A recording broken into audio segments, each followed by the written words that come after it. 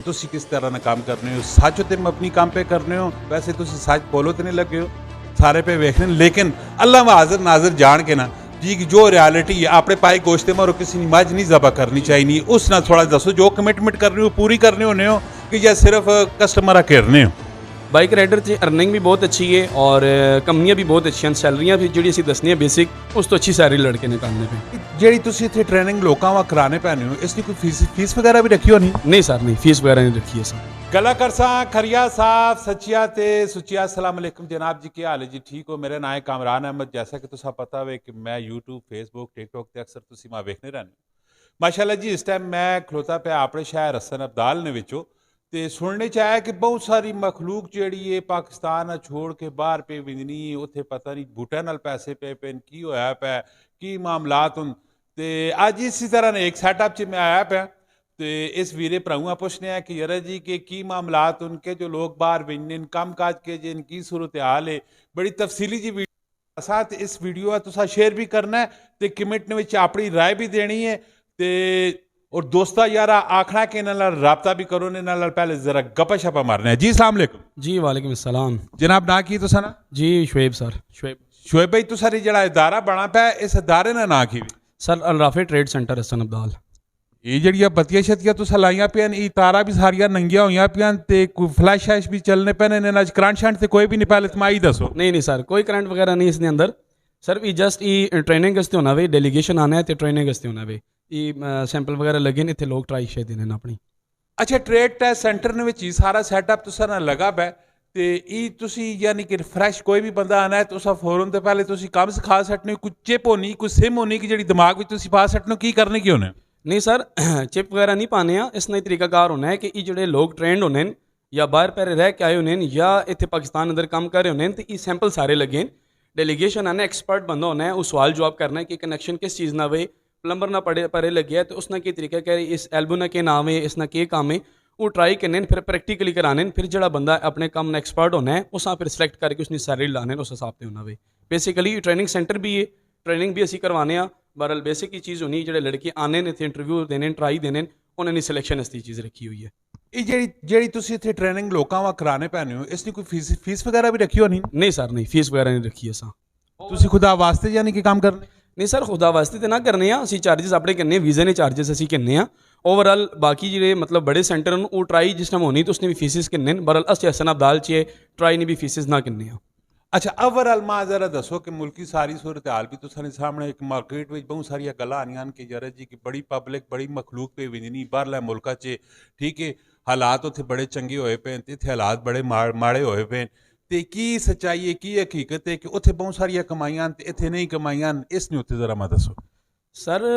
कम तो अलहमदुल्ला पाकिस्तान भी है वे पर मौजूदा सूरत हाल के मुताबिक एक लेबर तबका हो गया इलेक्ट्रिशियन प्लम्बर हो गए इस तरह ने मतलब वो इतना रुझान नहीं इतनी मजदूरी नहीं है तो बाहर वंज के लोग ठीक है जाने पैसा ला के जाने तो पाकिस्तान की नस्बत वो ये कि अलहमदुल्ला अच्छी अर्निंग करने लाख 1.5 लाख के दरम्यान अपनी अर्निंग ईजीली कर सकने अच्छा हुण वैसे ਜਿਹੜੇ तुसां लोग सुनने पैने ਉਹਨਾਂ ਵਾ ਕੀ मैसेज की पैगाम देना चाहते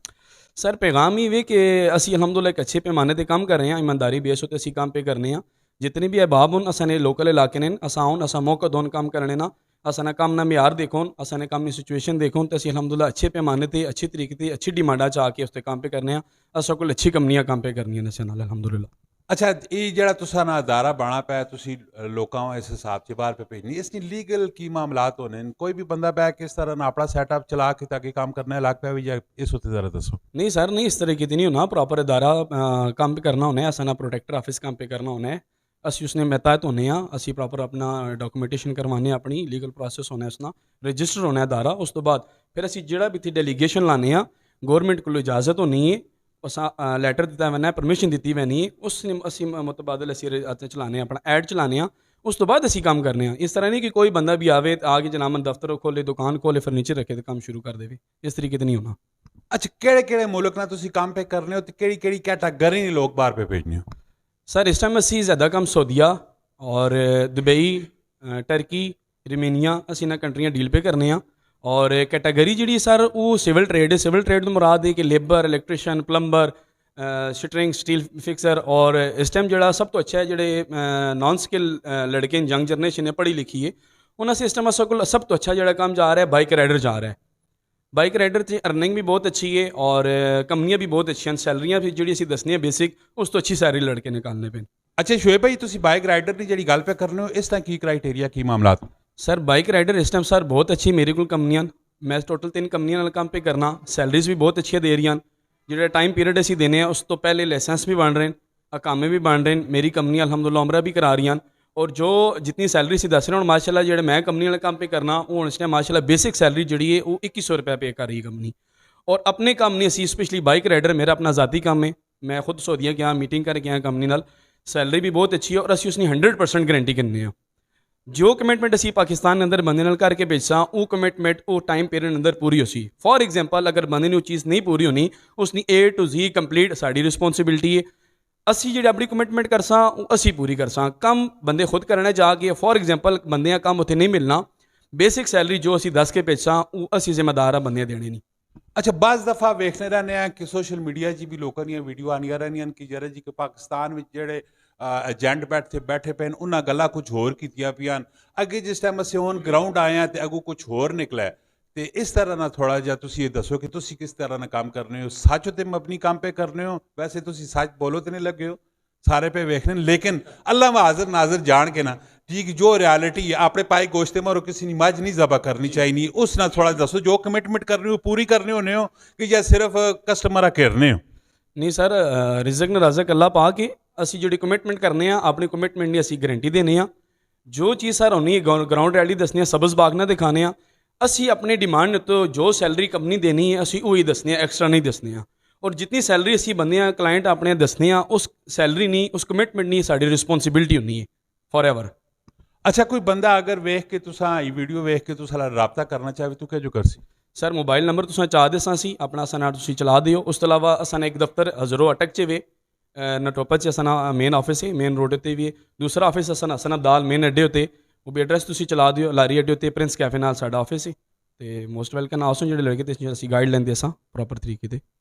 माशाअल्लाह जी शोएब भाई नाल बढ़िया दिलचस्प किस्म ਦੀਆਂ ਗੱਲਾਂ ਬਾਤਾਂ ਹੋਈਆਂ ਨੇ, ਤੁਸਾਂ ਨੇ ਮਤਲਬ ਨੇ ਸਾਰੇ ਅਸਾਂ ਸਵਾਲ ਕੀਤੇ ਨੇ ਇਹਨਾਂ ਨਾਲ ਔਰ ਜ਼ਰੂਰ ਇਹਨਾਂ ਨਾਲ ਤੁਸਾਂ ਰਾਬਤਾ ਕਰਨਾ ਹੈ, ਕਮਿਟਨੇ ਵਿੱਚ ਵੀ ਤੁਸਾਂ ਇਹਨਾਂ ਨਾਲ ਰਾਬਤਾ ਕਰਨਾ ਹੈ, ਇਸ ਵੀਡੀਓ ਜ਼ਿਆਦਾ ਜ਼ਿਆਦਾ ਸ਼ੇਅਰ ਵੀ ਕਰਨਾ ਹੈ। ਅਗਰ ਬਾਹਰ ਵੜਨੇ ਨਾ ਤੁਸਾਂ ਨਾ ਪਲਾਨ ਤੁਸਾਂ ਦੀ ਸੋਚ ਹੈ ਵੇ ਆਪਣੇ ਲੀਗਲ ਸਾਰੇ ਮਾਮਲਾਤ ਹਰ ਚੀਜ਼ਾਂ ਮੱਦੇਨਜ਼ਰ ਰੱਖ ਕੇ ਉਸਾ ਚੈੱਕ ਕਰਕੇ ਆਪਣੀ ਸਾਰੀਆਂ ਤਸੱਲੀਆਂ ਕਰਕੇ ਠੀਕ ਹੈ ਅਸਾਂ ਨਾਕਾਮੇ ਤੁਸਾਂ ਇਨਫਾਰਮ ਕਰਨਾ ठीक है। अगो तुसा ने जेड़े भी आपने दो पेज जो जिस हिसाब से आप मुतमईन कर सकते हो मुतमईन करने तो बाद तुसा कोई भी लेन देन करना है, उसने विच असा कोई जिम्मेदारी कोई रिस्पॉन्सिबिलिटी नहीं है, असा काम है सिर्फ तुसा इन्फॉर्म करना। इसी तरह नहीं इन्फॉर्मेटिव और दिलचस्प किस्म दी वीडियो आनी रही तुसी असा ने पेज लाइक करो फॉलो करो और कमेंट में अपनी राय भी जरूर देनी है। इंशाल्लाह मिलने नेक्स्ट वीडियो च फी अमान अल्लाह। पाकिस्तान जिंदाबाद।